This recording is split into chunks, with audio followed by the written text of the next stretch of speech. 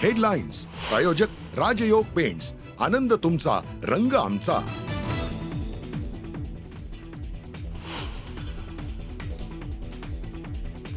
पहलगाम हल्ल्यामुळे भारतीयांच्या मनात संताप. हल्ल्याचा कट रचणाऱ्यांना कठोर शिक्षा होईपर्यंत कठोर शिक्षा होईल, पंतप्रधान मोदींचं आश्वासन.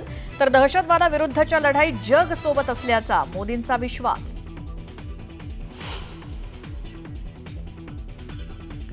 पहलगाम हल्ल्यानंतर पाकिस्तानी नागरिकांना भारत सोडण्याच्या आदेशाचा आज शेवटचा दिवस. अटारी वाघा बॉर्डरवरती नागरिकांची मोठी गर्दी.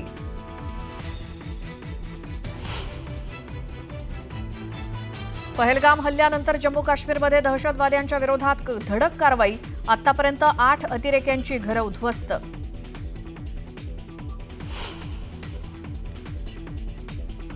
जेवढे पाकिस्तानी नागरिक आहेत ते सापडलेत, सर्वांना घालवण्याची व्यवस्था केली आहे. एकही पाकिस्तानी राहणार नाही, मुख्यमंत्री देवेंद्र फडणवीसांचं विधान.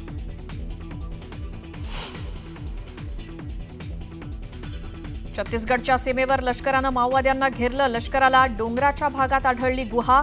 सलग 6व्या दिवशी लष्कराकडनं शोध मोहीम सुरू.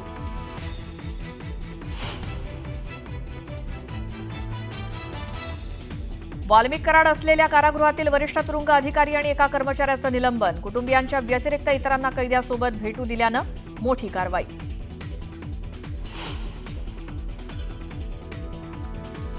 संतोष देशमुख हत्या प्रकरणातील आरोपी वाल्मिक कराडचा सिटी स्कॅन रिपोर्ट नॉर्मल. वैद्यकीय सूत्रांची माहिती. तर पुढील उपचाराबाबत तज्ज्ञ समिती घेणार निर्णय.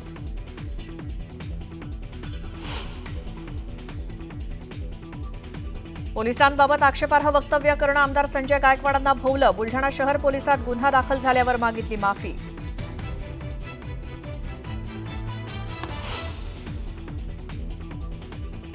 सोलापूर कृषी उत्पन्न बाजार समितीच्या निवडणुकीसाठी आज मतदान. 18 जागांसाठी 70 उमेदवार मैदानात.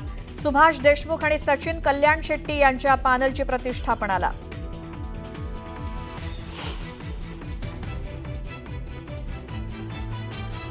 नदी सुधार प्रकल्पाचं काम तुर्तास स्थगित करा. विधानसभा उपाध्यक्ष अण्णा बनसोडेंचे पुणे आणि पिंपरी चिंचवड पालिका आयुक्तांना आदेश. तर प्रकल्पासंदर्भातला अहवाल सादर करण्याच्या सूचना.